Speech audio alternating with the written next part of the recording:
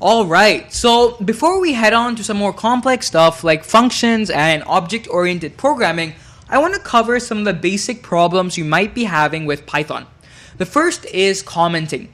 In any programming language that you'll ever deal with, commenting is must. Now, I don't do it, and that's something I should fix, something I should improve on, but whenever, or at least for you beginners, you should definitely start commenting the program that you write, or the code that you write.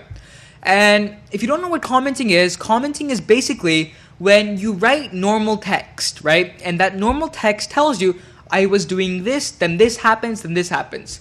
For example, let's say you're learning Python right now, and then after this, you pick up Ruby, then you pick up Swift, then you pick up HTML, CSS, and then when you come back to Python, you'll be like, what is this code? I don't understand what I wrote. This is a problem I've had many times when I go from one code to another. This is where commenting comes in.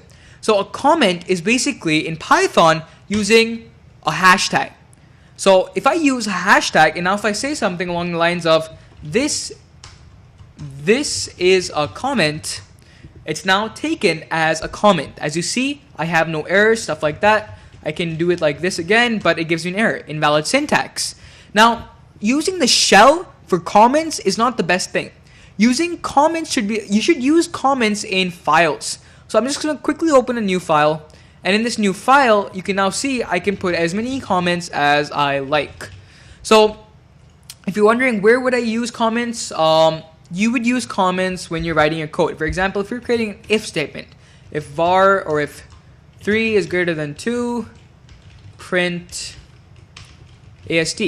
So here I would use the comment that the greater sign signifies or compares the first object to the second object, and if is a conditional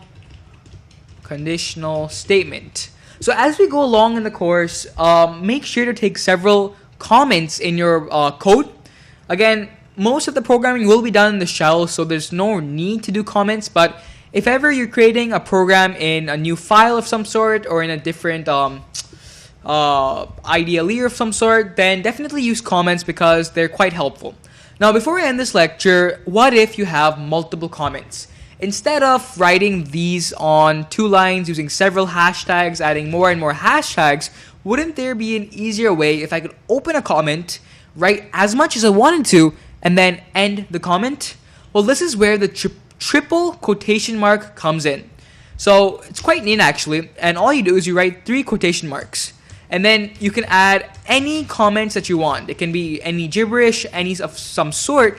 However, it can be as many lines as you want. This is the triple quotation mark, okay?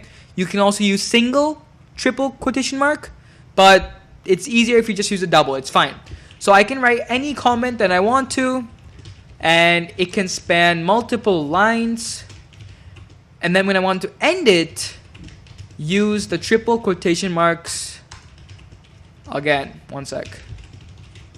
Alright, so I use the triple quotation marks, and now as you can see, this has been created into a fantastic comment. So this is the whole gist of the lecture. I just wanted to introduce you how comments work. Again, quick recap, you use a hashtag symbol for a 1-line comment, and to do multiple line comments, you can use triple quotation marks. See you in the next lecture.